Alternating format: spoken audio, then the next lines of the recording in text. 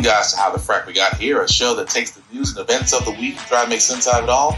I'm your host, the most Will Buchanan, and on this show, we simply are all about the facts. There are plenty of news stations out there that simply want to do anything short but inform you.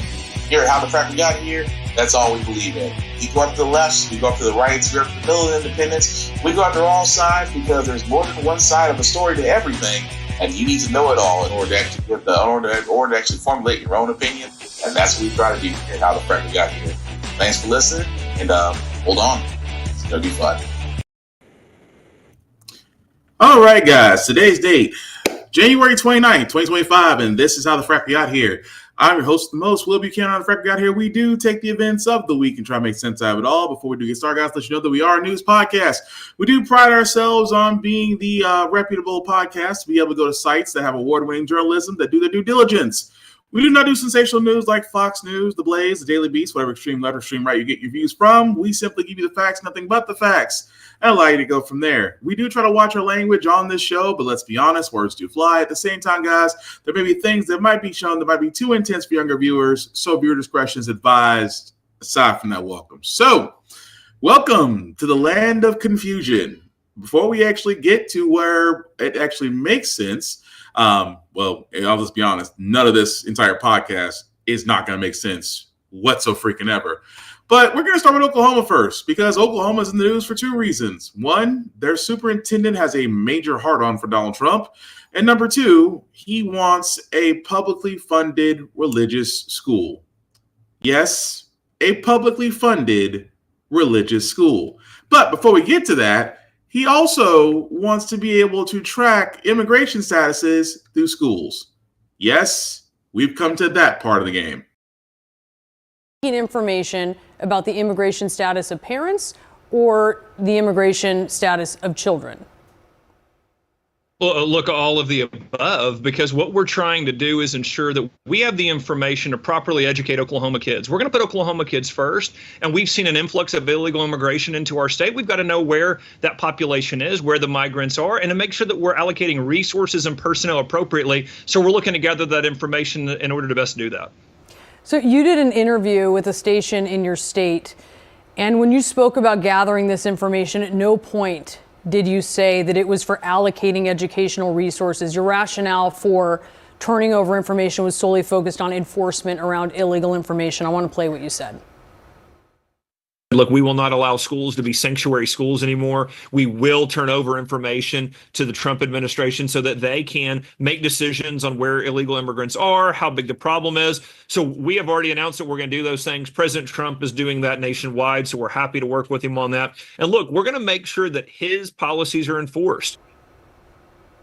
You also wouldn't rule out raids in schools. So which is it? Educational resources or enforcement of immigration policies? Oh, it's absolutely both. I've been crystal clear on that. President Trump won a clear mandate, and he is fulfilling his campaign promises very quickly by deporting illegal immigrants. And part of that is he said schools are no longer going to be sanctuaries. We're not going to allow sanctuary schools here in Oklahoma. He's going to get that information so he can make the decisions on how to deport families together. And that's something that's very important as we move forward. And of course, you've got to have information to educate kids, which again is one of our top priorities here. So you got to be able to do both things at the same time. So, I mean, talk about the information hand over then, because if you're talking about allocation of resources, it's not about individual information. Would you be willing to hand over people's identities or just the number of undocumented parents broken down by school district?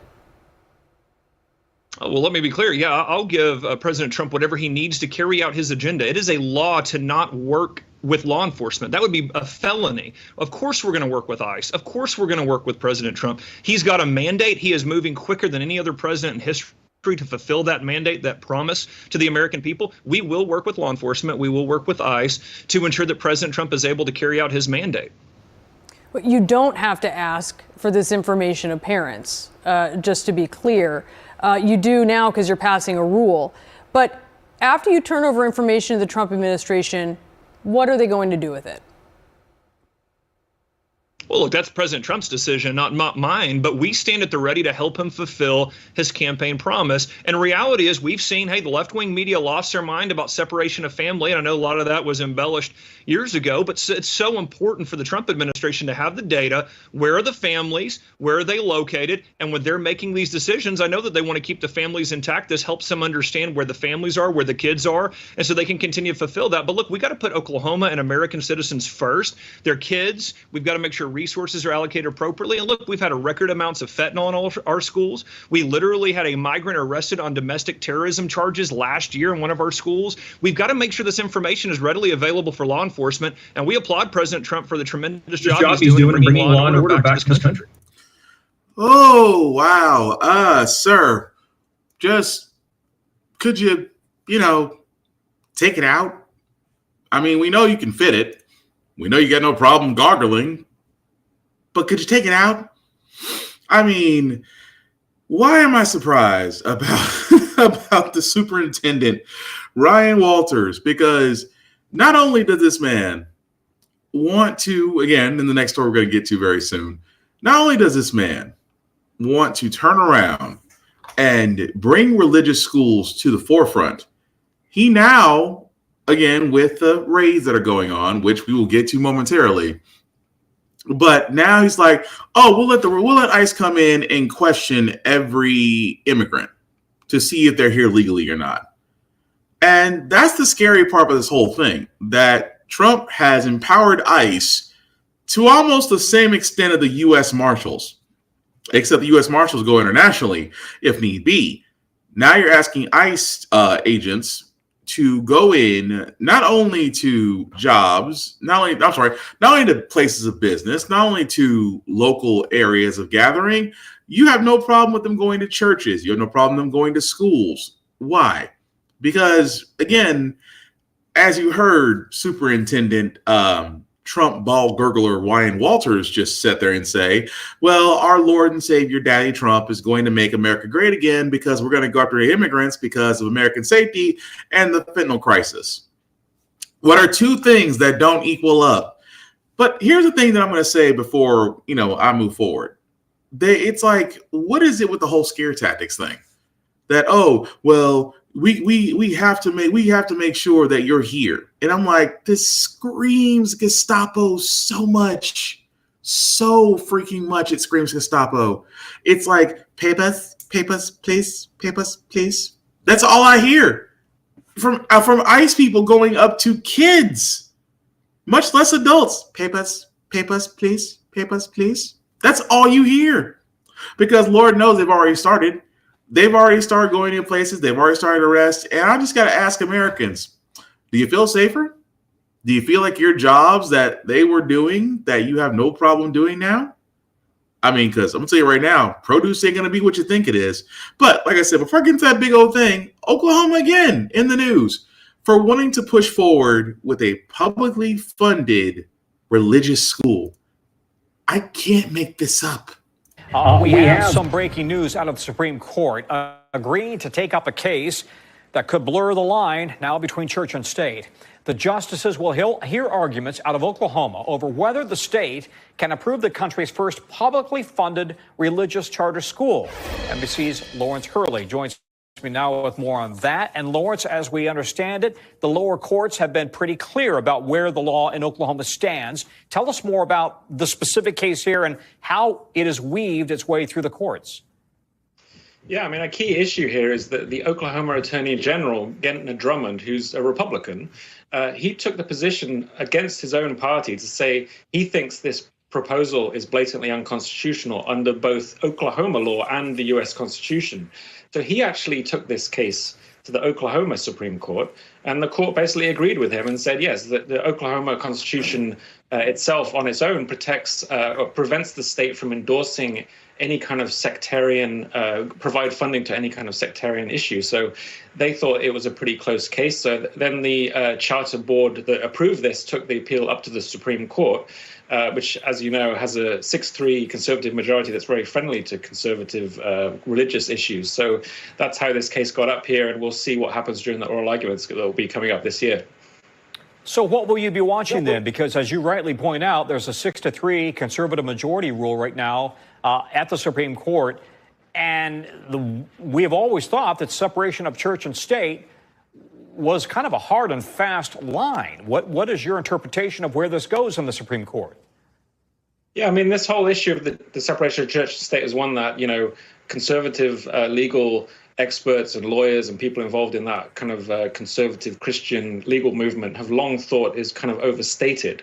And of course, they have this Supreme Court that's friendly to their arguments, and they've actually chipped away at this in several cases that have come up over the last few years. So it's quite possible this case will be another one of those cases. So let's think about this for a second. Oklahoma wants to be a publicly funded religious charter school. Now, outside of the fact that it is the biggest oxymoron that anybody can come up with, why? Because we had a separation of church and state. I know I'm sounding like I'm beating an old horse that should have been sent off to the glue factory a long ass time ago. But why are we still talking about it? You can have your private religious schools. You can have them, no problem. You can have your public schools, no problem. You can have your charter schools, no problem. What you cannot have is a hydra mix of all the three. If you want to be, and again, I say it's because this is how conservatives get to public funding. It's the dumbing down or the privatization of public schools. And conservatives do what they do best.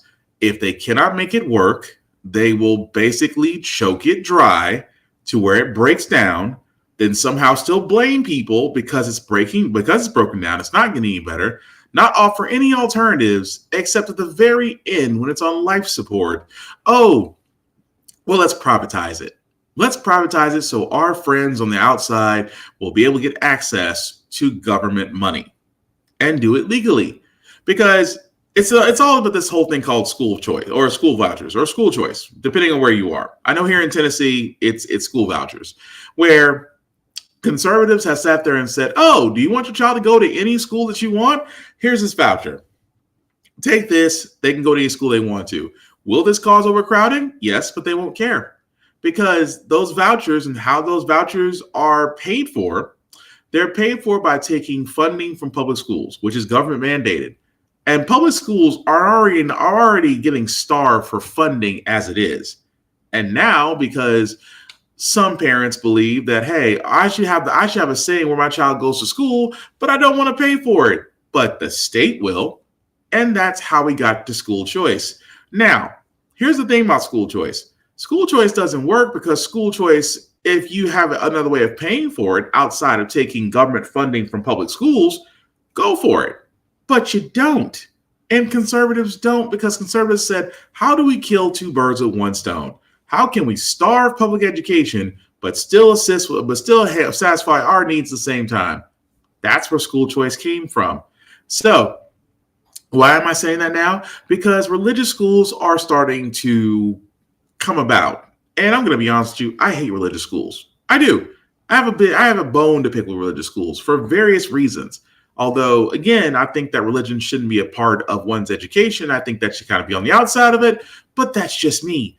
I personally I would rather worry that my children are getting the proper education to be successful, critical thinking adults in life than having to worry about whether or not they have actual Bible study this week. Again, just me. But at the same time, guys, school choice is destroying public funding. And Oklahoma, because they have a lot of those moms for liberty type people in the worst places, may actually get this passed. But it is being heard by the Supreme Court. I hope to God they reject it because, again, it's a conservative-leaning Supreme Court. It can go left, it can go right, but at the same time, it is effing scary that it made it that far. I'm just saying. But moving right along, guys, like I said, getting back to ICE, or should we call them the modern-day Gestapo, because Trump, in his idiocy, decided on day one that he wanted to do the largest deportation of illegal immigrants in history. What he did not say, which again is what's got to show in this next clip, is that, well, he started, but he also missed a few spots we're going to point out. We're going to start with the latest in President Donald Trump's immigration crackdown. Administration officials say they made close to 1,200 arrests Sunday, and that half of those who were apprehended had violent records. ICE officials have said they are targeting criminals, but that other migrants could be detained in this process. We're also learning about directives given to ICE field offices across the country. Sources tell NBC News they've been told to enhance their routine operations by meeting a quota of at least 1,200 arrests per day. NBC News senior White House correspondent Gabe Gutierrez joins us now from outside the Roosevelt Hotel in Midtown Manhattan. That's essentially New York's main intake center for migrants. Gabe, I know that sources are telling NBC News that the Trump administration is now planning major sweeps there in 3 cities per week. Which cities specifically would be targeted? Hi there, Morgan. Good afternoon. Well, yes, we're learning that the Trump administration is planning 3 operations per week. We've already seen Chicago earlier this week, today, New York City, and then this Thursday, Aurora, Colorado, a place that President Trump has repeatedly talked about during his campaign stops. And then another 3 cities next week, although those haven't been confirmed just yet. Now, Morgan and Vicky, this is all part of the Trump administration really ramping up these enforcement operations really throughout the country just in the first few days of his since President Trump took office. Gabe, I know that you actually saw one of the enforcement operations firsthand and also witnessed the arrest of a 25-year-old from Mexico. Authorities say that that man had a lengthy criminal history. We're going to take a look at part of your report and talk on the other side. Agents move in, arresting Christopher Lara from Mexico. ICE says he has a criminal record, including convictions for home invasion and aggravated battery. This is the one that's coming in. NBC News also getting rare access to an ICE processing center, where we found Lara arriving in handcuffs. He denies the charges against him, saying he deserves a second chance. I went to school my whole life here, from preschool all the way to my senior year. He says if he's deported back to Mexico, he'd leave behind a 5-year-old daughter. Gabe, tell us more about what you experienced and what that man told you. Well, look, Christopher Lara said, that he didn't want to be deported, of course, but I did speak with ICE agents and said, look, he does have a criminal history and many convictions. And even though he has been in this country for many years, that he is undocumented and he is here in this country illegally. And while it might be a difficult situation, the ICE agent I talked to said that they need to follow the law. I spoke with President Trump's border czar a couple of days ago as well, and he did say that he expected collateral arrests in addition to those with criminal histories. And those collateral arrests are people that without violent histories that may be swept up as part of these operations. All right. So I just got to, point out a few things here. Did he just sit there and say that ICE agents have a quota? Yes, they did. ICE agents have a quota. Oh, but the board czar, who we covered last year, who sat there and had no problem going after all immigrants, even though he didn't say it, but he also sat there and said, well, there might be collateral damage. How so? That aren't all ICE agents following up and going up to these people? Papers, please. Papers, please. I'm just going to point this out. How do you have collateral arrests if you have the information? Because from my understanding, ICE has been empowered to go everywhere. ICE can stop anybody that they believe is an illegal. At the same time, unless they have documentation on hand, what is ICE going to do? Detain them, and then what? Send them back where they came from. I'm sorry, that sounds like a piss poor way of fulfilling a promise that you couldn't do because, well, you're a racist. And at the same time, all we see are people of a certain ethnic group. Correct me if I'm wrong, folks. Did you see Russians? Did you see, I don't know, anybody from the Middle East? Did you see anybody that might be from the Far East? Did you see anybody that might be from an African continent? So I'm just going to point this out. The places they've been raiding are the largest sanctuary cities, which 2 of them have immediately displaced they don't like Trump. So what does Trump do? Trump directs his ICE. He directs ICE, the ICE portion of the federal government to do what they do best: screw up everything and say it's a part of the process. Oh, and by the way, Trump did turn around and sit there and say that told Guantanamo Bay to get ready to have a lot more people coming his way. It is the modern day Gestapo, folks, because again, he has to fulfill his campaign promises. He has to turn around and say, well, I'm going to do the largest deportation in history, where, no offense, previous Democratic presidents have deported more people than Trump. Clinton did it. Obama did it. Trump basically did not. His deportation numbers have been way less. Obama's was at least more than him. But of course, Trump doesn't like being in second or being called small or being called anything but successful, which he never was, is now turning around and saying, well, on day one, we are going to deport all the illegal immigrants. And by doing what exactly? Others who are probably legalized, naturalized citizens, probably people that have been born here, will get caught up in the process. And then what? Because it's amazing how ICE, it's amazing how the boards are all saying, well, if you just came through the proper channels, you would have this problem. But what are the proper channels? Was it not Trump when he was in office that had the border problem, that he instituted that title amendment to where he basically shut down the border? He could have sat there and sent immigration lawyers, judges, clerks to actually fix the immigration process for those fleeing from war-torn countries or countries that have a lot of violence.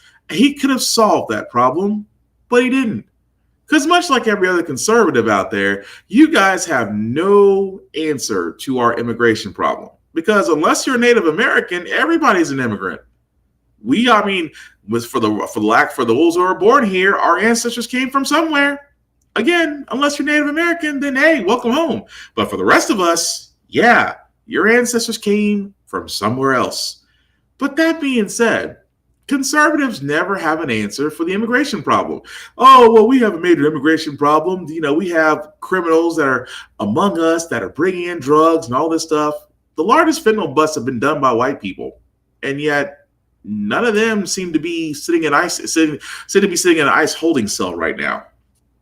At the same time, you yet to fix the immigration problem. Trump and conservatives for the next 4 years will not talk about immigration outside of deporting illegals. And I'll tell you what happens I'm going to tell you exactly what happens. The quite opposite of what happens when Trump believes deporting all these immigrants is going to save the economy. Nope. It's going to tank it. Job markets are going to basically be vacant.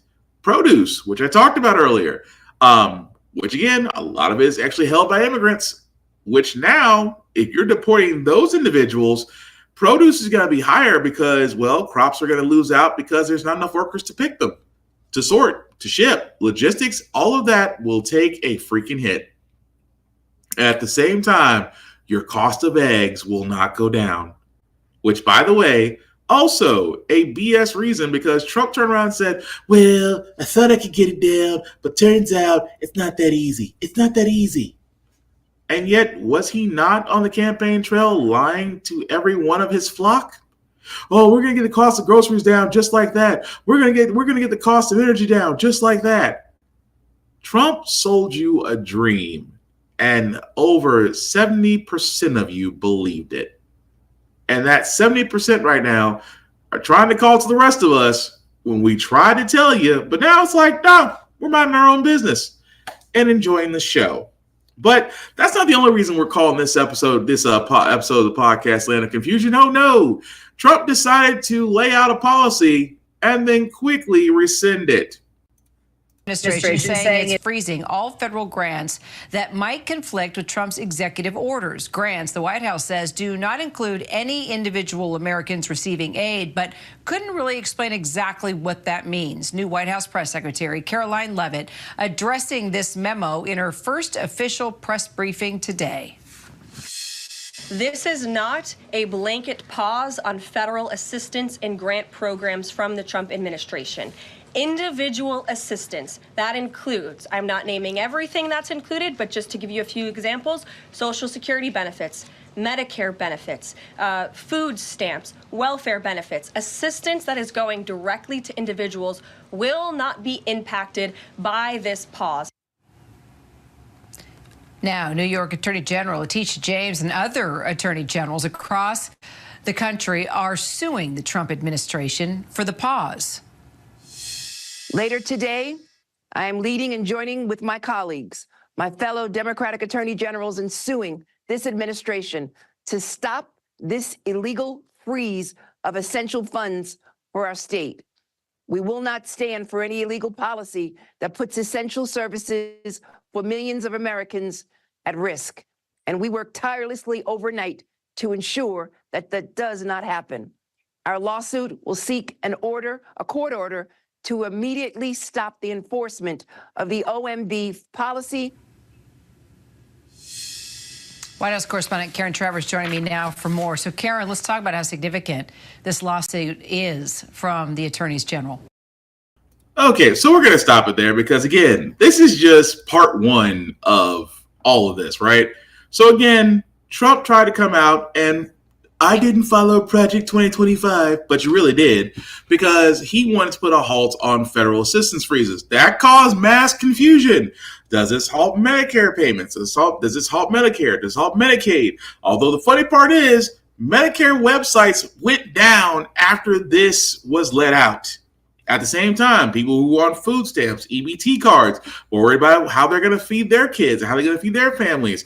Those that were going to college were worried about federal Pell Grants and if they were going to get those. And again, mass confusion. And the newest White House press secretary didn't help do shit. I'm not going to talk about all of them. Well, that's your job. Your job is to talk about it. Your job is to let us know what that idiot in the White House is doing. And yet you seem to learn from the predecessors of Sarah Huckabee and Mike Myers and the rest of the idiots who had no problem lying to the American people during their tenure. And you, madam, might as well be fresh off the Fox News factory loading with default blonde setting already attached. So, what wound up happening, folks? Well, outside of a judge blocking the freeze, the Trump administration decided to rescind it. Why? Because, well, it was a lie. If it was just going to go after individual assistance, well, that could be anything. Individual assistance could have been Medicare and Medicaid. Two of your biggest voting blocks come from individuals that are on those two things. And if their services are cut off, well, it's not like they can call Trump on speed dial and actually put it back up again. At the same time, EBT, food stamps, medical assistance, those things could have been halted. Federal Pell Grants, because trust me, the conservatives are working on trying to make sure that higher education is out of reach for for the middle and lower class families. Excuse me. They're working very hard to make sure that happens. I'm just saying. So, of course, the best thing he could have done right now was freaking backpedal, because it was only going to get worse, because we are hip to the bullshit. You are going to follow Project 2025 to a T, sir, to a freaking T. And we shouldn't be surprised about it, because, again, you have sat there and said, I don't know anything about Project 2025. I don't. I even tried to come out with this bullshit Agenda 47, which is just Project 2025 light. We know. Don't lie. I mean, be a conservative. You're going to bullshit properly. But it doesn't help to lie when you're literally following the playbook. So, yes, it did get rescinded. Medicare and Medicaid websites are now back up. Folks outside that brief interruption are back to things.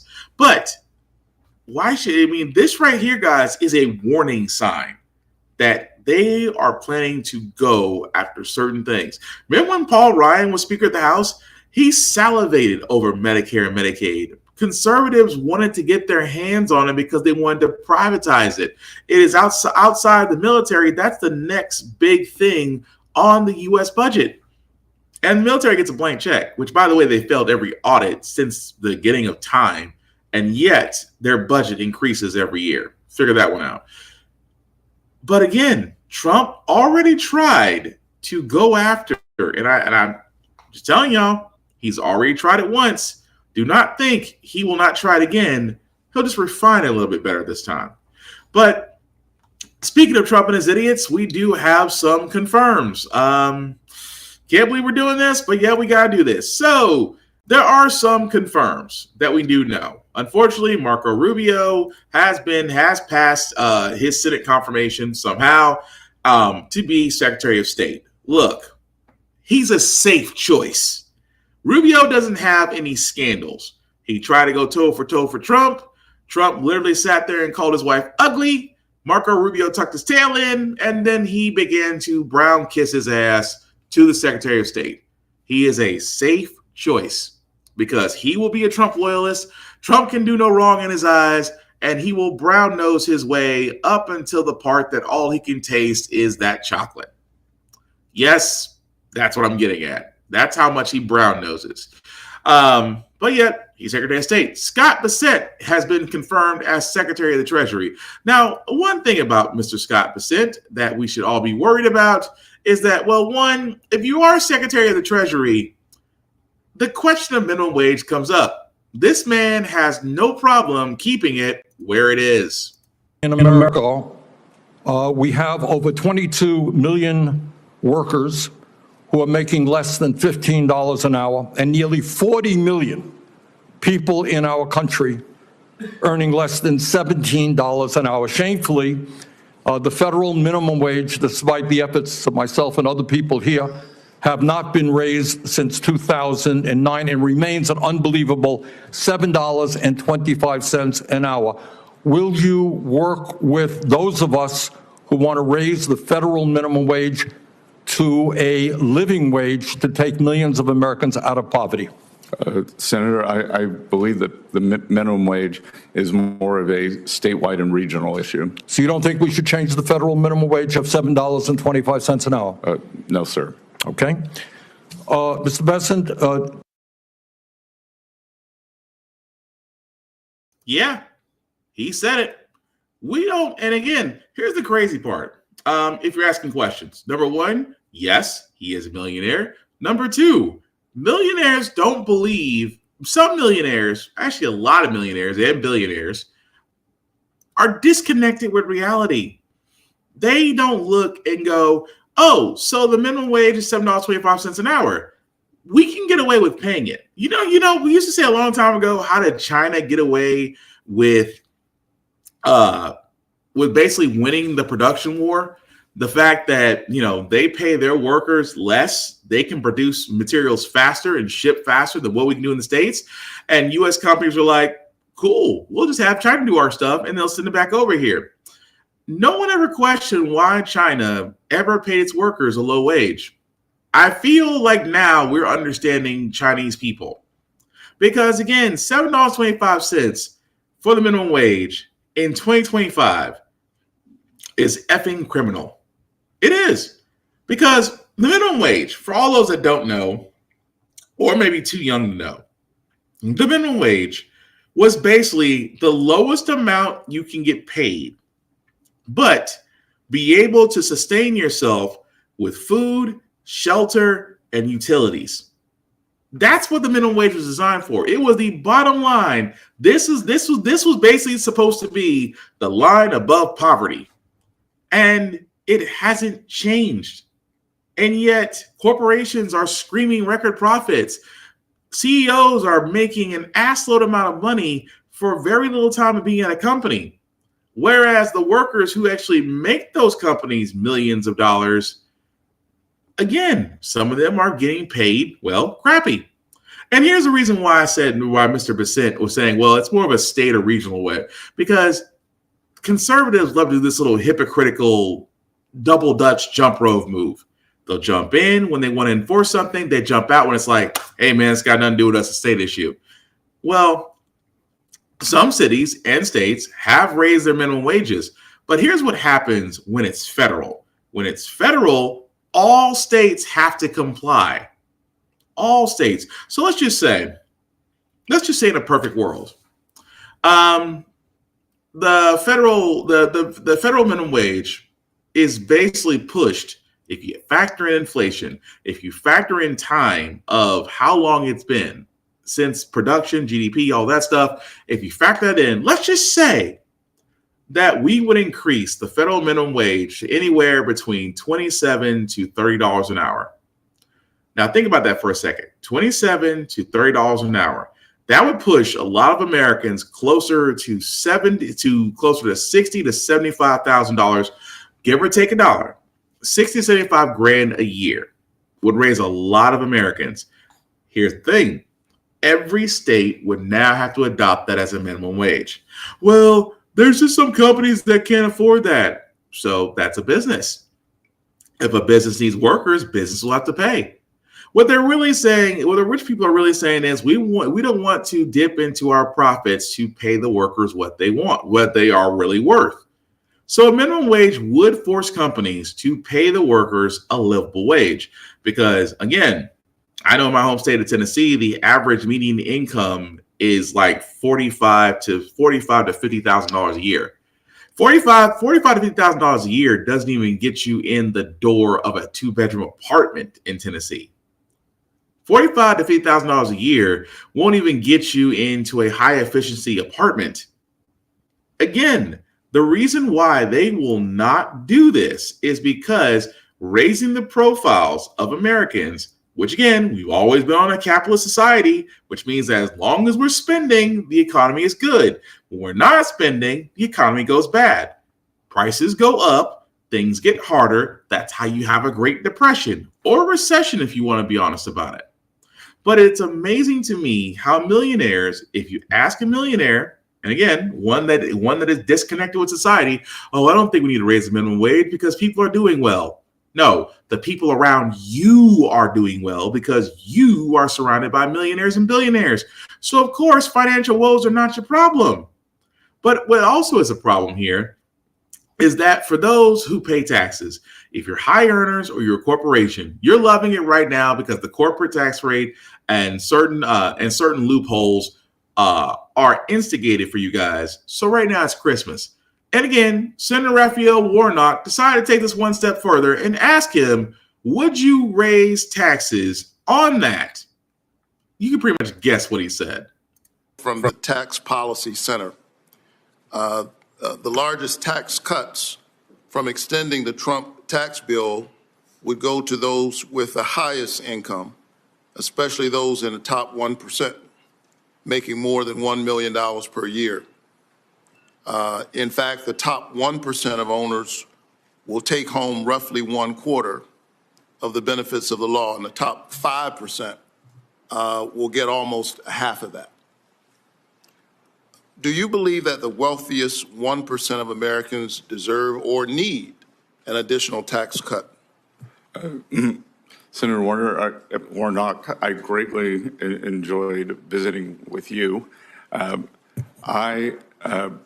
I think probably a better way to look at it is on a percentage basis.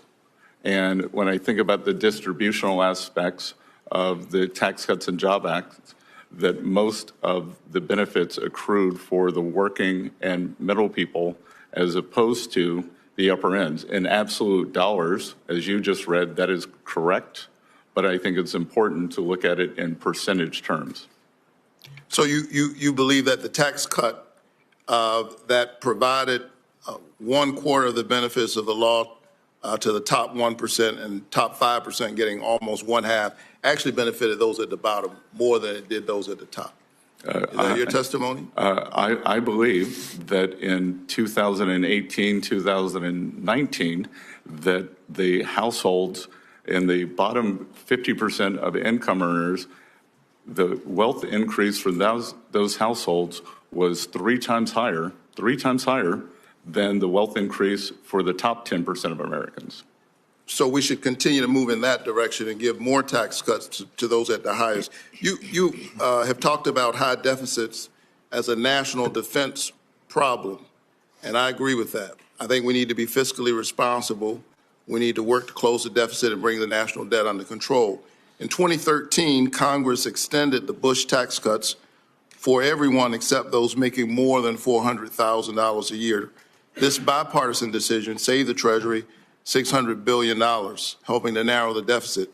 Do you agree that ending the tax cuts for those making more than $400,000 would help close the deficit and reduce our national debt? Senator Warnock, I do not. I believe that you would capture an inordinate amount of small business people who largely are in that cohort of 400,000 to a million. So you wouldn't cut it off at 400,000. What about $1 million?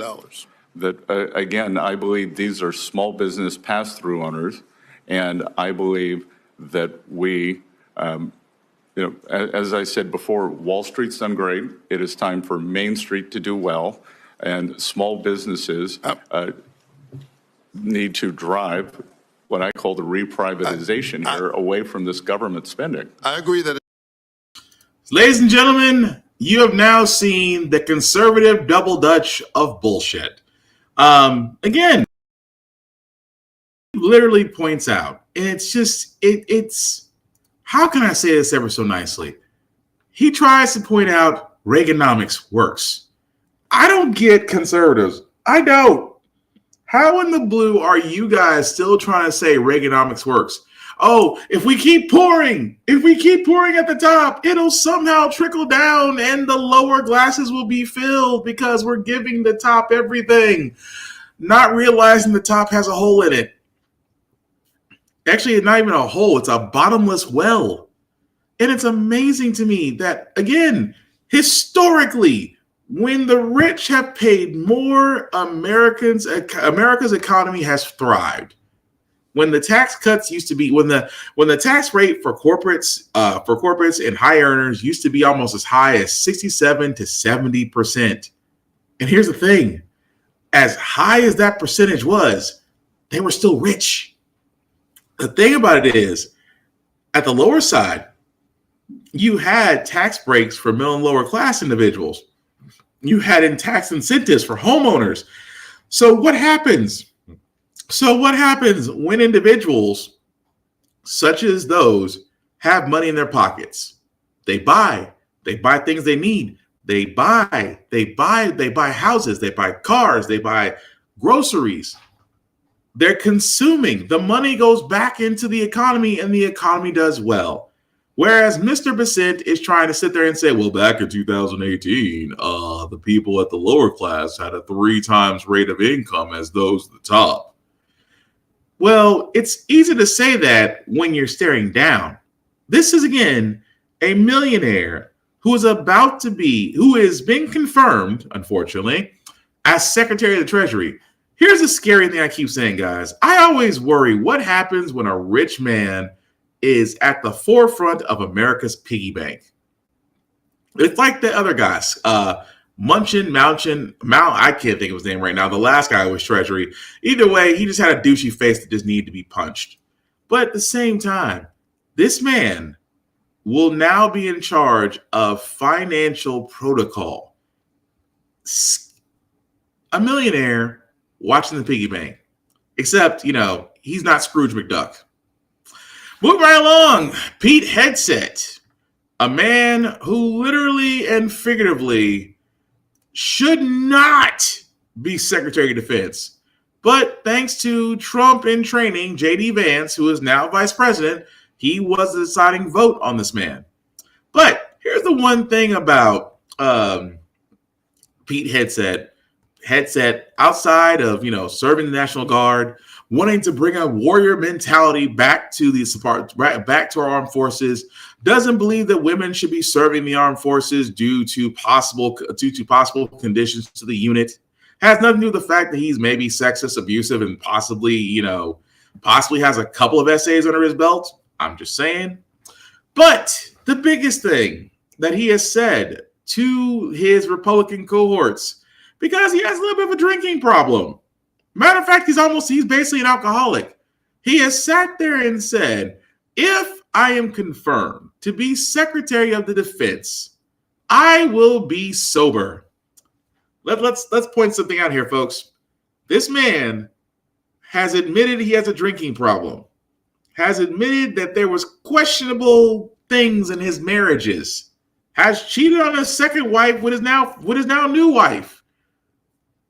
may also be an alcoholic. At the same time, he can't even answer a simple question like this.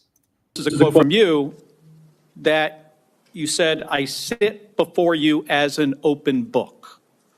Yet you haven't actually said what personal challenges it is that you've overcome when you've been asked about them. So I'm going to give you an opportunity here to be as forthright as you say you want to be. So while leading Concerned Veterans of America, there were very specific cases cited by individuals about your conduct. I'm going to go through a few of them, and I just want you to tell me if these are true or false. Very simple. On Memorial Day 2014, at a CVA event in Virginia, you needed to be carried out of the event for being intoxicated. Senator, anonymous smears. Just true or false? Very simple. Summer of 2014 in Cleveland, drunk in public with the CVA team. Anonymous smears. I'm just asking for true or false questions, true or false answers. An event in North Carolina, drunk in front of 3 young female staff members after you had instituted a no alcohol policy and then reversed it. True or false? Anonymous smears. December of 2014 at the CVA Christmas party at the Grand Hyatt at Washington, D.C., you were noticeably intoxicated and had to be carried up to your room. Is that true or false? Anonymous smears. Another time, a CVA staffer stated that you passed out in the back of a party bus. Is that true or false? Anonymous smears. In 2014, while in Louisiana on official business for CVA, did you take your staff, including young female staff members, to a strip club? Absolutely not. Anonymous smears. So,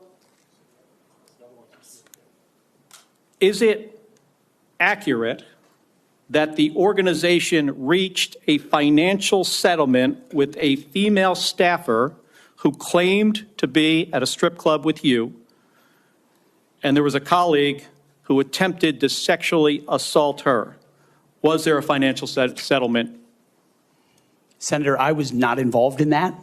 I don't know the nature of how that played out.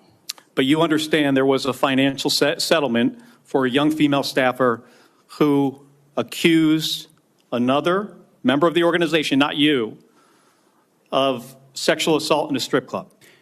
We have multiple statements on the record referring to that. But you claim you were not there when that occurred. Absolutely not. Now, the behavior I cited, if true, do you think that this behavior of intoxication, going into these type of establishments, women on your staff being so uncomfortable that they have to file these sort of harassment claims, do you think this is appropriate behavior for a leader? Senator, the overwhelming majority of anyone who's worked for me, including the on-the-record statements that have been submitted to this, with their name on it, on the record, men and women who worked with me every day, are the overwhelming preponderance of evidence that testify to my leadership and professionalism in leading Vets for Freedom and Concerned Veterans for America. Okay. My leadership has been completely impugned on these veterans organizations that did fantastic work. Mr. Hegseth, I'm not even going to go into the accusations. And we managed our financial books with integrity across the board. How many people, everybody who runs a campaign. I have limited time. I'm not going to get into the accusations that come from Fox News. I know you have some of your Fox News colleagues here. There were multiple instances of accusations against you about drinking on the job. All anonymous, all false, all refuted by my colleagues who I worked with for 10 years at 6 a.m. to 9 p.m. and everything. The challenge here for me, Mr. Hegseth, only seen me be professional is when there is discussion about personal challenges and you admittedly had issues with heavy drinking.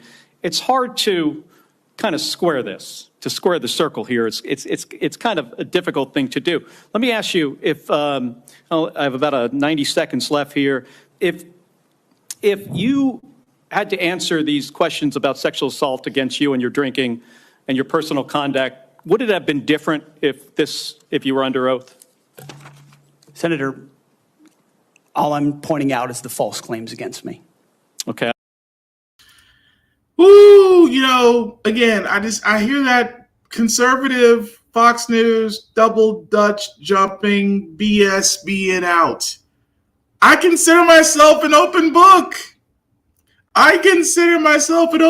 Senator Kelly, but I can't answer your question on whether or not the improprieties of how my leadership, and of course my sobriety, which I've already admitted that, hey, I might have a problem. I may have a problem, but hey, if I'm confirmed to be Secretary of Defense, I promise to be clean and sober. Here's my problem with this. If Hegseth, who again by now has been confirmed to be Secretary of Defense, will he be taking a breathalyzer with him wherever he goes? Will he be joining AAA meetings either in person or by Zoom? Will every vehicle he ever has to actually have to have a tag on it, just to make sure he's not because here's my thing. And I'm not trying to make fun of those that have alcoholic problems. I know they can plague individuals and families and things of that nature. But you, sir, cannot be in a position of power over our armed forces while you yourself, your judgment and decisions will be heavily questioned because you might have had a few. I'm sorry. It's one of those things to where, how did this happen? Well, Hegseth is from Fox. At the same time, guys, people from Fox seem to be making their way into this cabinet. And I keep pointing this out. This man turned around and said he was an open book and could not answer one goddamn question. All he had to sit there and say was, do you think this was a lapse in judgment? Because, oh no, God forbid you can't actually be a human and make mistakes. God forbid that people in leadership are always right. I mean, look at Bush in Iraq. I'm just pointing things out. But the crazy part about this is now he's the Secretary of Defense. And Fox News can sit there and say, well, one of our former co-anchors is now sitting in the White House with our Lord and Savior, Donald Trump. And they will say that. But going back, though, guys, keep in mind, Sean Duffy, Secretary of Transportation, he might as well be a Boeing fanboy. Why? Well, because he wants to bring Boeing back. For all those that have been following my podcast, for the last couple of months, Boeing has not had a good end of 2024, especially with planes losing pieces, planes not actually landing, planes not passing security safety checkpoints. And yet, if you're wondering, yes, Sean Duffy does have stock in Boeing. How is that not seen as a conflict of interest? I do not know. But he wants to basically bring Boeing back to the forefront. How is that not a thing? I'm just pointing that out. How is that? How? But again, he's confirmed. Boeing is safe for now. Also, Kristen Noem has been confirmed as Secretary of Homeland Security, doing ride-alongs with ICE agents. She was plagued with scandal because she talked about killing her puppy. I find it interesting that a woman wrote a book about killing her puppy and she was not put in prison. Yet Michael Vick was literally dog walked through social media and yet had to serve time in prison. I wonder what the difference was. But again, Homeland Security. Also, John Ratcliffe, CIA director, a man who has no experience in spycraft and international affairs, and yet is heading one of the most nation's counterintelligence units out there. Again, Trump supporter. Lee Zeldin has now become the EPA administrator. This man's job, and one job alone, is to strip the EPA of its abilities. Which, again, a lot of Trump's friends, especially in the coal and oil industry, will love to hear that the EPA is basically going to be reprimanded to nothing more than a headline. Although if Trump has it his way, he would actually try to close down the entire department. So where does that leave us? So far, there's still a handful of other people to be going along, but that's the cabinet so far. Each of these people completely and utterly unqualified, but Trump has learned. And this is what I kept saying in my podcast so many times. If Trump somehow ever got reelected, you don't give a would-be dictator a second chance at wanting to play the king. because the second time he's learned, and the second time is even worse because he's not going to pick anybody. He is going to pick those who are going to be utterly loyal to him. Case in point. But getting back to Hegseth for a second, because DEI programs, which again is the white folks' way of saying the N-word, because, they don't understand DEI. They just understand that Fox News, The Blaze, and everyone else has said, DEI bad. DEI hurts white folks. That's all they hear. Whereas diversity, exclusivity, and inclusion are needed because, well, it is an uneven playing field. That's why affirmative action, equal opportunity was there, to ensure that you did get hired based off your merits and not because you were of your skin tone. But, if you're white and you're a guy, you don't really have that problem. But if you're not, outside of a white woman, well, you're going to understand exactly what I'm getting at. That being said, DEI programs try to go after Tuskegee Airmen, which again, in the Air Force curriculum, there are videos and classes that were dedicated to Tuskegee Airmen for their flight maneuvers and other things. They tried to remove this. Talk about whitewashing history. They tried to remove this from the curriculum, but since then, and due to the outpour of reaction and the fact that everybody's going, what the frack are you thinking? It has been restored. Enter our new Secretary of Defense that decided that he's going to leave a comment.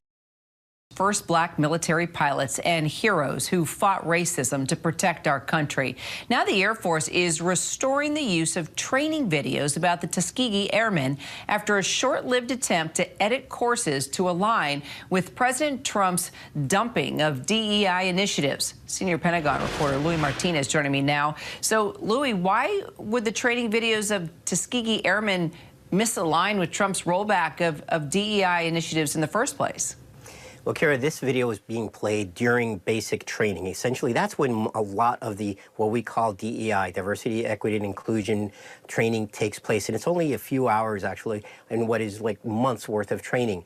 But it's because President Trump had issued an executive order ordering a review of all DEI across the federal government and actually putting a stop to it. That's exactly what the Air Force did. And so they looked at all of their training programs and they suspended them. And so it just so happened that this video was being played during those classes.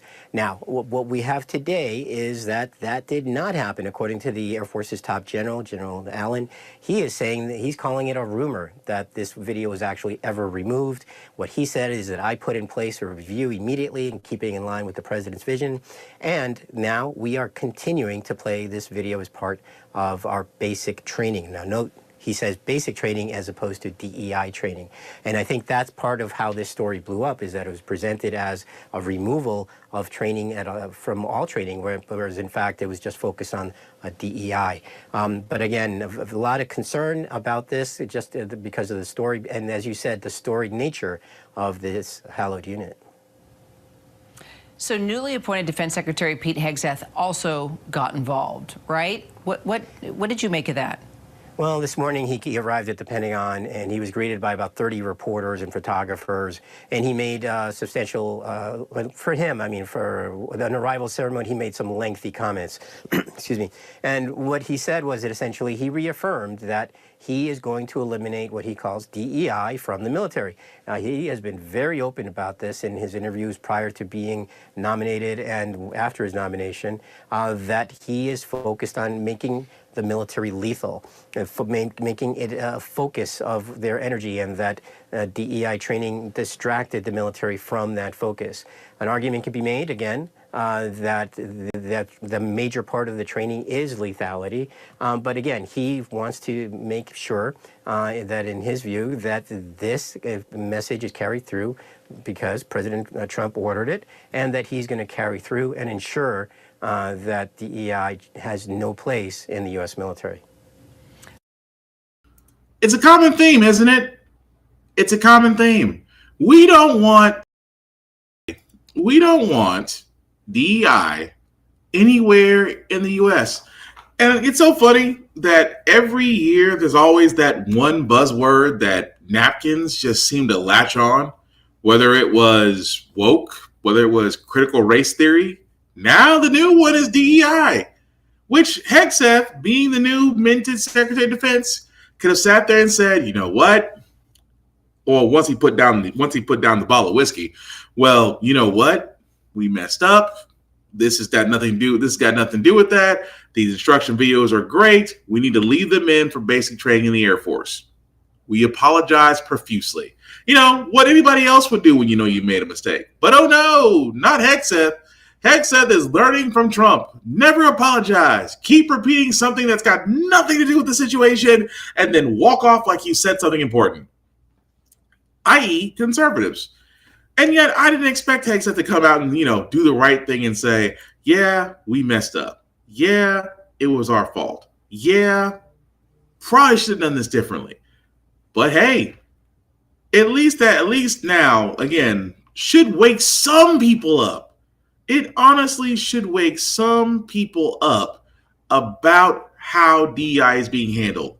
All the wrong way because a group of white folks feel oppressed. Think about that. You've been privileged for so long, something different comes along and you feel oppressed because it doesn't include you. It's not for you.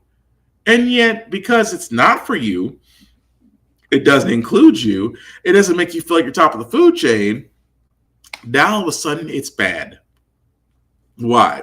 Because it shows that, hey, you're not the most important person in the world, which kind of lets you know that a lot of people that are opposed to DEI may have just been spoiled ass brats. Who knew? But move right along, guys. DeepSeek, almost the wrong word. DeepSeek, I should say, has came out and basically changed the way that a lot of people are looking at AIs, especially when you hear about, the cost of getting this and how it's outdoing other chat GPT AIs. Shockwaves across the artificial intelligence industry. Tech stocks taking, let's just call it a dramatic plunge on Monday as a new chatbot called DeepSeek hit the market, causing concern among investors. Yeah, top AI chip maker NVIDIA losing nearly $600 billion in market value. Yeah, that's billion with a B there, the biggest one-day U.S. stock loss ever. And nobody knows this stuff better than ABC's chief business technology and economics correspondent, Rebecca Jarvis. Thank you, Gio. I am so glad you're here because backstage we were talking all about this because so much is going on. Yeah. President Trump calls this a wake-up call. Mm-hmm. What happened? Like, why is everybody freaking out? Yeah. And why is the stock market freaking out? Okay, so you have this company called DeepSeek. It was developed in China. It is an artificial intelligence chatbot, kind of like ChatGPT. It can talk to you, have a conversation, assist you. What happened when DeepSeek went public and emerged inside of the app stores is that people started to play around with it and they realized, wait a minute, this actually works pretty well. And it was developed for far less money. They're using much less sophisticated chips than the chips that are being used here in the US to develop technologies like OpenAI and ChatGPT and Google and Meta. And it costs less money to create, it costs less money to run, it uses less energy to run. Because artificial intelligence, one of the things a lot of people don't know is that it does take a lot of energy. It's using a lot of energy to produce the answers that it does so quickly. It's not just the software, it's the hardware. It's the hardware, exactly. Wow. Okay, so what do we know about how this all came to be in China? And, what are the big questions still looming about it all? So it's an interesting story. It's still developing, by the way. And again, this is coming from China, where we don't have a way of verifying the answers to all of these questions in the way that we might with a US-based company. So it was built by a team of engineers who were originally building something for a hedge fund, a financial company, and they built this and put it out into the market. They say it took only a couple of months, $6 million. Okay, $6 million is a big number, but in the US, OpenAI, Google, Meta, they're spending billions of dollars to build the models. And now that it's on the market, it's the #1 app right now in the Google and Apple App Store. People are downloading this. It's ahead of ChatGPT, which is the other big artificial intelligence app that people are downloading.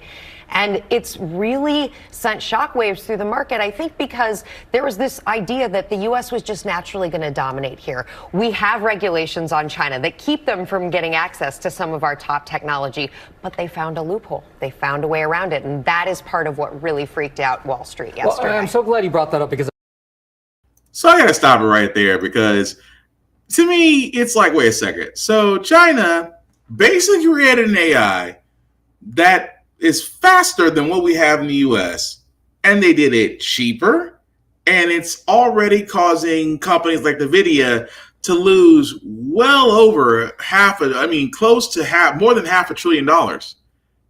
And yet, all I can sit there and say is I find myself wanting to do the Iron Man line. You know, China was able to build this in a cave with a box of scraps. Guys, it's technology. I hate AI, personally. I think that AI needs to be destroyed just because the ramifications on what it can be used for to me is too great. But then, I'm an IT guy. What do I know?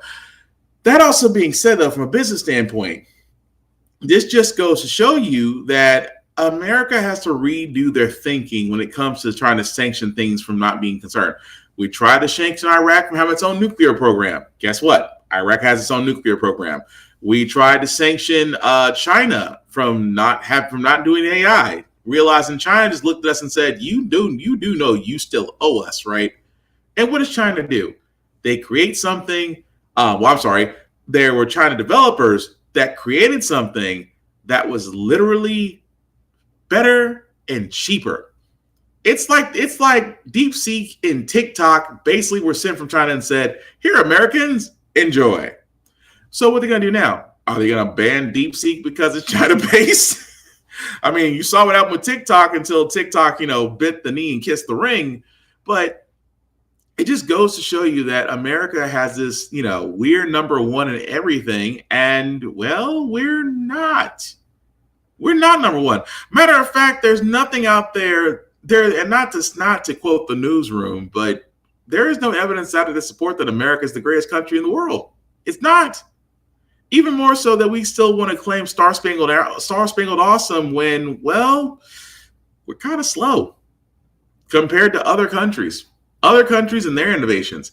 But it's amazing how they all freaked out to where you had companies on this side of the world spending massive amounts of money into the same AI market, and yet you have one out there that was built cheaper outdoing them. You know what that tells me, kids? You can throw a whole bunch of money at a solution, but if you're truly gifted in hard work, you will beat money every time. Although NVIDIA losing more than $500 billion kind of puts a smile on my face, especially the stock market. But speaking of things, guys, that you should be worried about, and again, this is Trump's doing. Trump has decided to wage war on Colombia. Basically trying to do. He tried to do it, and again, this was canceled. He tried to put a tariff on Colombia, and then he realized, oh crap, most of my coffee beans come from this country. For those that are drinking coffee, prices are still going up, even though Trump did cancel a tariff on Colombia. He also tried to do one on Mexico. He also tried to do one on Canada. And not forgetting, because Trump loves the word tariff, he loves the word tariff, but he does not understand what the frack it means. And at the same time, the people that are going to feel it is us. This is why I wish sometimes Trump would just get someone to sit down with him. And I think they've already tried this multiple times, but give it up about tariffs. They've never worked. Historically, they have not. At the same time, much like his tax plan, only helps out a certain few, but it ain't us. But also, like I said, Trump's had a busy second week, and this again comes as no surprise, especially for those that were, how can I put this ever so nicely? For those that may have had to leave the military due to vaccination issues, well, you've been welcomed back. And for those who are trans, well, we're back to don't ask, don't tell. The other way. Well, for more on President Trump's new military policy targeting transgender troops, let's bring in ABC News senior Pentagon reporter Louis Martinez. So, Louis, this is the other action the president took today, in which he said for military readiness, he has tasked Defense Secretary Pete Hegseth with coming up on how a ban on trans troops would be implemented in policy. Is that right? And what are you hearing from the Pentagon about it? No, Terry, I think that is exactly what's going to happen. Last night's executive order, what it did was it rescinded President Biden's order that put back in place the ability for transgender service members to serve openly. That has gone away, but nothing has replaced it. Instead, we've seen some timetables that are listed out in the order for about within 30 days for Secretary of Defense Hegseth to come up with a plan to implement this strategy or what is laid out inside of this executive order, which is effectively means that transgender service members will have many restrictions placed on them for future service or current service in the U.S. military. Much remains to be determined as to how this is going to be put into effect. But the language in the executive order, Terry, was very strong. And if you bear with me one second, I'm just going to read something here. It talked about that it is expressing a false gender identity is divergent from an individual's sex, cannot satisfy the rigorous standards necessary for military service. And it adds that adoption of a gender identity is inconsistent with an individual's sex conflicts with a soldier's commitments to an honorable, truthful, and disciplined lifestyle. And that is the assertion that is made in this executive order over and over again, essentially, that the lifestyle that the gender choices being made are at odds with what it means to be a dedicated service member in someone fighting for one's country. So that's the argument that is being made, and this is where we are right now, where we have the Defense Department essentially working to try to figure out how they're going to implement this over the next 30 to 60 days.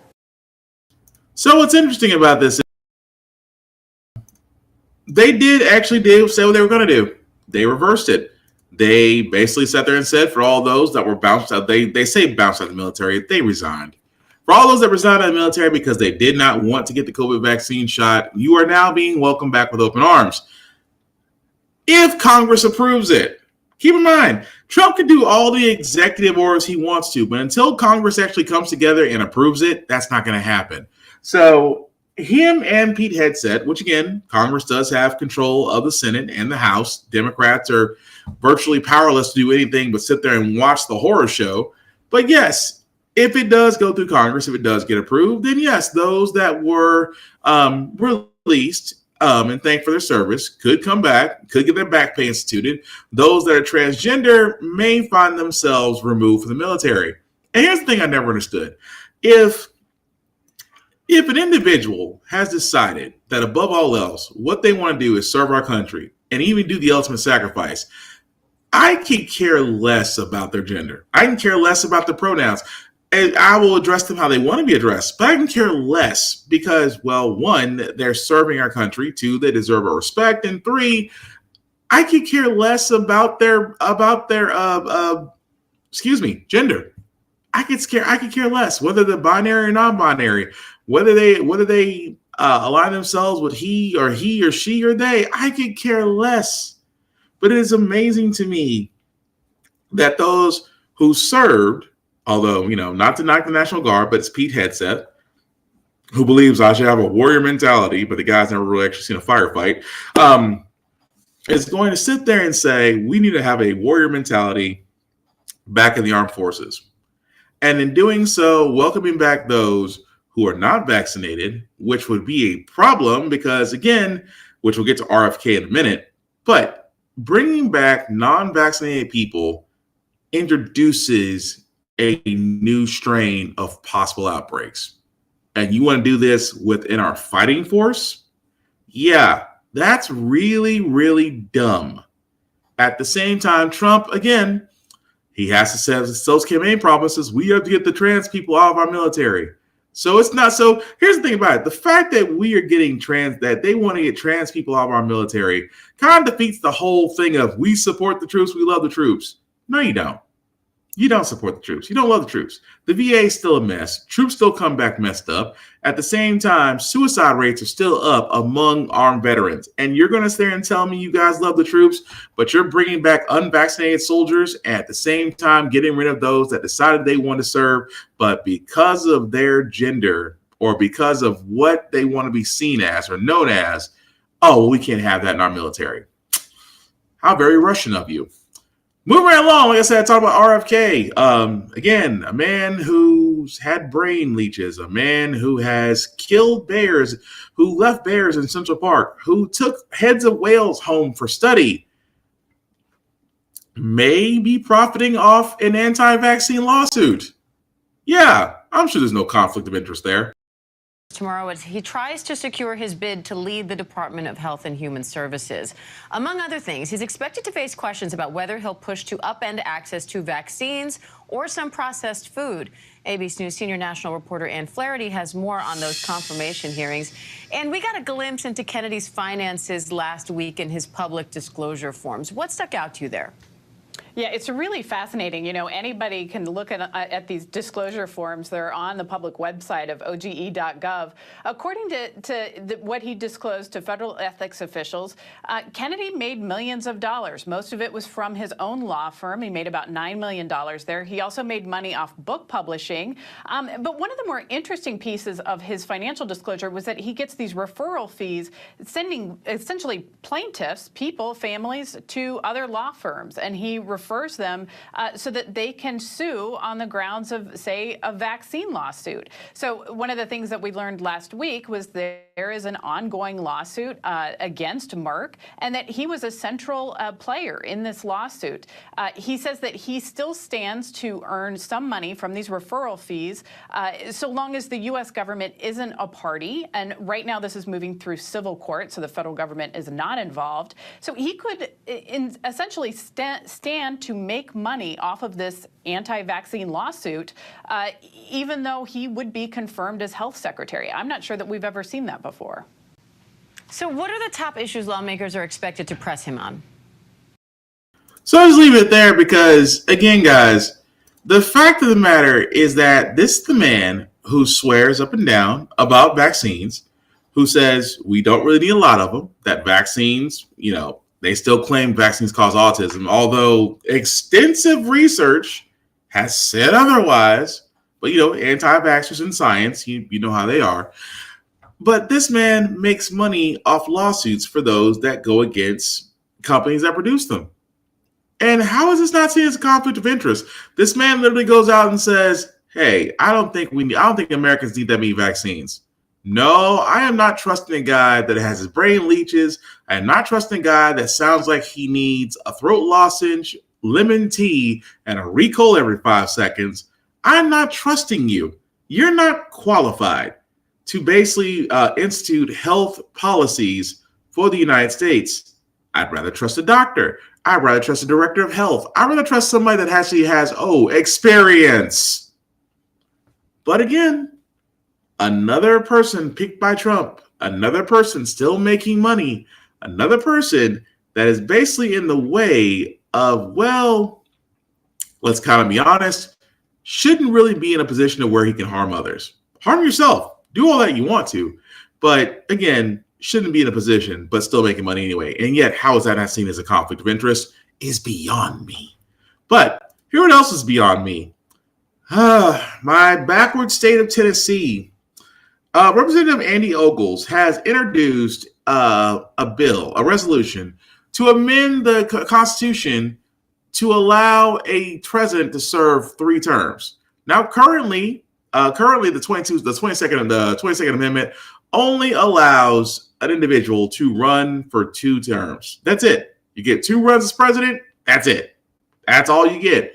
Andy Ogles is basically kissing the ring or trying to say, here, Trump, look at me, introducing a constitutional amendment to allow a 3rd term. Here's the scary part about that is, guys, keep in mind, Republicans run the House and the Senate. We have a Republican administration, a Republican presidential administration. The scary part about this is that could actually get passed. It could get through the House. It could get through the Senate. And you don't think for 1 second Trump's going to lick his lips and go, I can be here another 4 years? Do you remember when I sat there, for all those that were watching Frack, that follow my podcast, do you remember when I sat there and I said, when Trump turned around and sat there and told people, hey, vote for me, you'll never have to vote again. Here's the scary part. that could actually happen.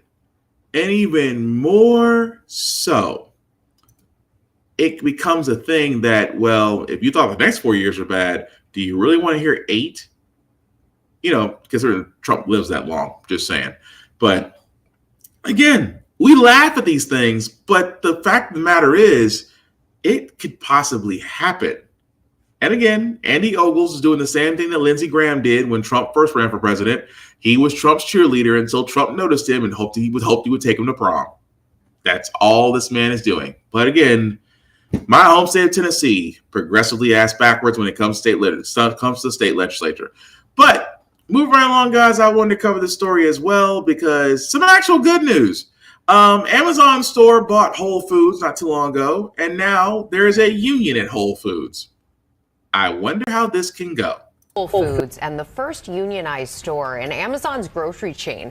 Andrew Dimbert is here with what this means for Amazon employees and unionizing across the country. Good morning, Andrew. Good morning. It'll be the grocery chain's first ever union after workers at a Whole Foods in Philadelphia successfully voted to form one. Staffers opting to join the United Food and Commercial Workers Union in large part because they say they want better pay, improved schedules, and fair workloads. It's the first successful unionizing effort at a Whole Foods since Amazon bought it for over $13 billion back in 2017. And the company has faced a growing number of unionization efforts and talks ever since. The Jeff Bezos-owned giant has tried to fend off attempts at labor organizing by not just Whole Foods stores, but by delivery drivers and warehouse workers, with some employees even going on strike. Last year, Amazon workers at a warehouse in Canada did successfully unionize, only to learn their facility, along with all Amazon warehouses in Quebec, would be shut down permanently. And after a years-long battle, workers at an Amazon fulfillment center in North Carolina are finally set for a union vote next month. Similar union progress was made by workers in New York's Staten Island location, but they say Amazon has since refused to come to the bargaining table.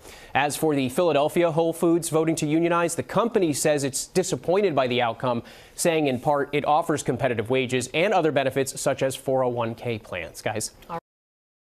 So what's so interesting about this is I am a big fan of unions. Unions work. Unions have actually got, because of unions, we have 40-hour work weeks, we have PTO, we have paid leave, although we really should have more maternity and paternal leave, but that's here nor there. But there's a lot of things that we have thanks to unions. And corporations, of course they hate unions. Corporations will be the first people to talk about, oh, you can come to us, we can talk to you, we're like a family. I.e., any corporation that tells you we're like a family, effing run. Because they are not. The only family they believe in is the mob. And trust me, they have a whole different definition of family there. But the fact that Whole Foods, again, whenever it comes to these people wanting to form unions, it always comes down to the same things. We want better pay, better working conditions. And again, there's that word again, better pay. If corporations do believe that these workers have it so well, why do every worker always say we're not getting paid enough? And it's true. So yes, it does suck that Amazon has legalized their way, especially in Canada, so that if they did try to unionize there, that, unfortunately would cause the closure of multiple plants. However, we did see Amazon did successfully unionize in New York, along with Whole Foods unionizing there. The thing about Amazon is they have been caught union busting again and again and again and again, and they've only paid fines. I wish for the Department of Labor, whoever that person may be, because they're not exactly confirmed as of yet. But I wish in a perfect world that corporations did actually get criminal punishment for labor busting. If you don't like it, pay the workers. Give them what they ask for. Because Amazon does this all the time. Oh, we give our benefits on day one. We have competitive wages. You know what the idea of competitive wages is?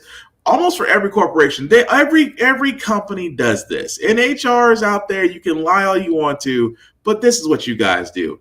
You guys look at the average median income of wherever you decide to put your said business, and you go maybe $5,000 to $6,000 more.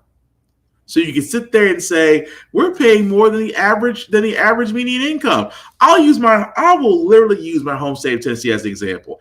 If the average median income in the average median income in Tennessee is $45,000 to $50,000 roughly, Amazon may turn around and say, "Oh, well, we'll pay people 52 to 55,000, depending on what job you go for." So we can sit there and say, "We have competitive wages. We'll give you these benefits. We'll give you 401ks," which, if you're looking at the stock market right now, not really worth a lot. That being said, this is what they say. "Oh, well, why would you unionize?" Because you guys hate when people step up in numbers. You guys hate when workers get together and they turn around and they're like, "No, you can't. You may fire all of us, but you hurt yourself in the long run." And that's what it used to be. Workers used to get together, and trust me, a lot of these unions we covered in the past. Kellogg's did it. John Deere did it. Texas Nurses Union did it. Texas Nurses had a union, and they did it with their hospitals down there. So we know that unions work. At the same time, guys, you cannot sit there and tell us that, again, if you're not in a union, be in one. It is way too easy for corporations that will close doors and they will call it a business decision, but yet they always have record profits. All these corporations that complain about unions always have record profits.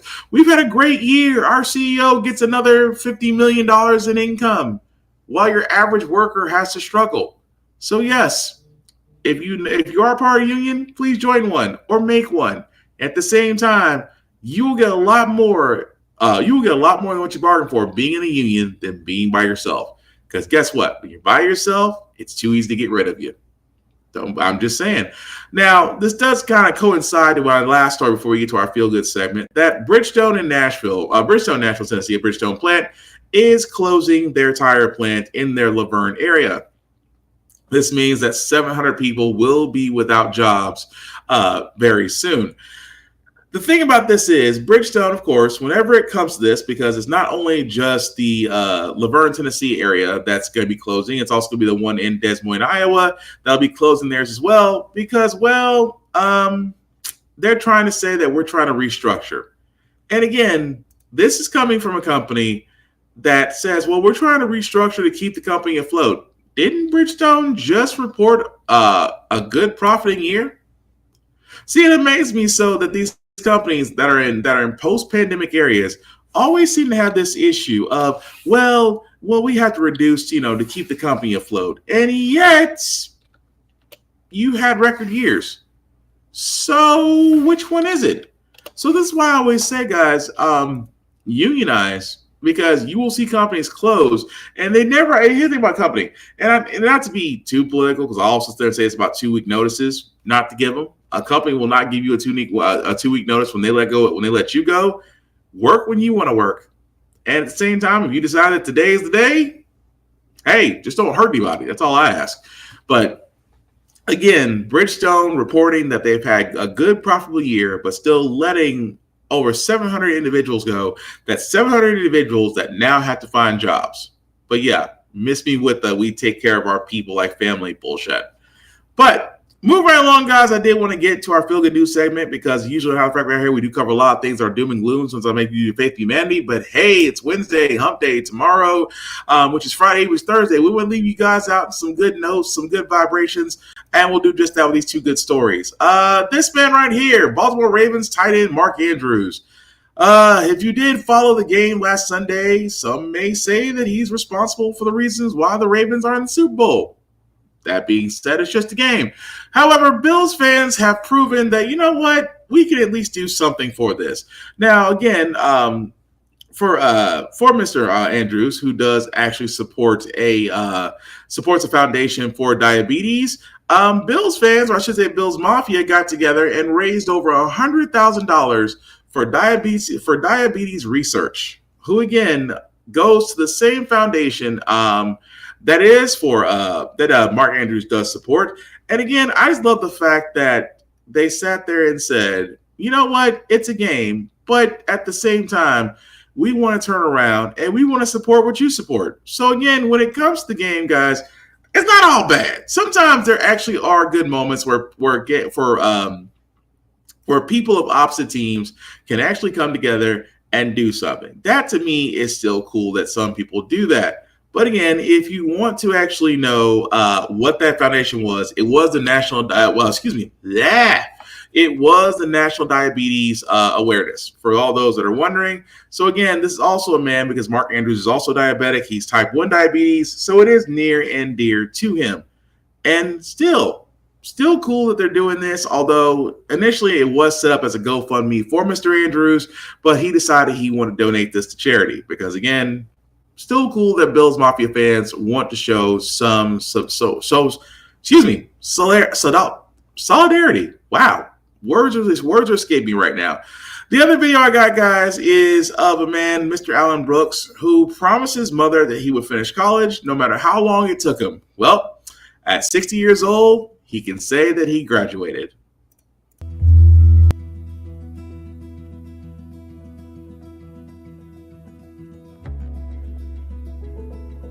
She was with me every step of the way. Even though she passed on, she left me right there to just cross the finish line. In 1982, I applied to Alabama A&M University, and I was accepted. I come in on the band scholarship, but I was only committed to the band, and I allowed myself to make bad grades here and bad grades there, and I got to a point to where I had to leave school. I had to get a real job to support myself. Out of that, I started living, and years later, my mom, she always would say to me, "I wish you would go back to school one day." And I said, "Mom, one day I'm gonna do it."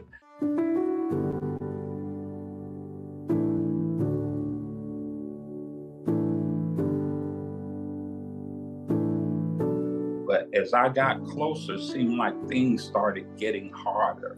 And then eventually we lost my mom.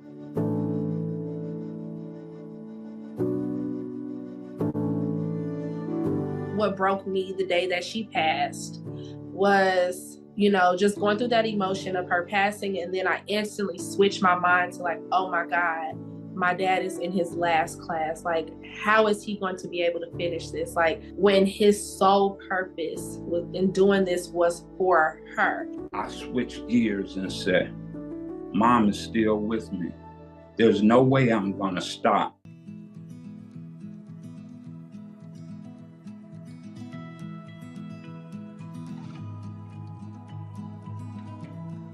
I got a call from the registrar's office, and they said, Mr. Alan Brooks, they said, are you ready to graduate? And I said, I am.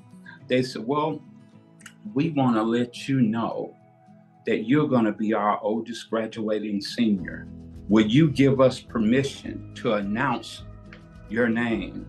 Right at that moment, I was like, oh my God, Mom, this is something.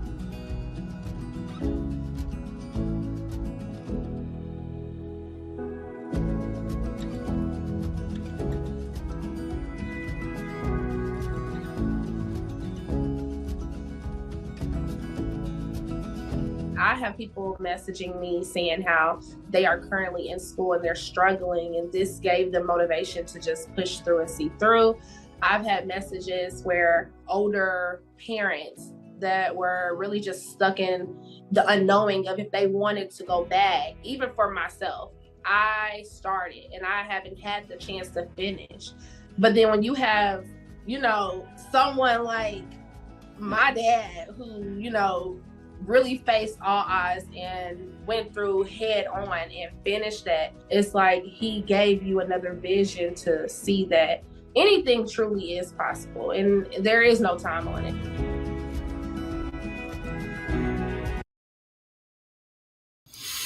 That right there is cool. I mean, that's something that's just an accomplishment in itself. That, if being a college graduate, trust me, it is not an easy road, especially doing it twice. This man, though it might take him a little bit longer, he can call himself a graduate, and definitely congratulations to him, sir. So still some feel-good moments. But that's going to do it for this podcast, guys. Thank you all for liking, for watching, for letting people know this is live. I certainly appreciate that. Please bear with me. We're still working out the kinks of this new format. So if I did sound, the audio was delayed, the video was delayed, please tell me. We're still working on that. If I sound okay, like I said, still working on it. Thanks for hating it. Thanks for rocking out with us, though. Some shameless plugging before we do get out of here, guys. I do want to talk about Blur Station. Yes, I keep saying this, guys, about having our own streaming, have our own table, things that we can enjoy with. Why? Because, well, we made Tubi money. Tubi is great, but Tubi is now owned by, Tubi has been owned by the same guy who owns Fox. And that tells you a lot, because now Tubi is well worth over $100 million. And that's based off our viewership, our content, and most importantly, our dollars. The same thing can be said with Blur Station. We can simply put, we can do that for ourselves. Simply, if you go to blurstation.com, select the Join Now button. From the Join Now button, select the Blur's Eye View Affinity membership. From there, you can select myself, Block Spartan, or anybody else there. It is $10.99 a month to stream Blur Station. Blur Station can be seen from anywhere, from smart devices to your television to your computer. Wherever you can see it, you would love it there. And trust me, there is so much content on Blur Station. But again, all of that goes back to us. That is the reason why this is important. So definitely check out blurstation.com. Also, go to alwayspressrecord.com online or APR TV on the app. Why? Because shows like How the Frack Got Here can be seen on there.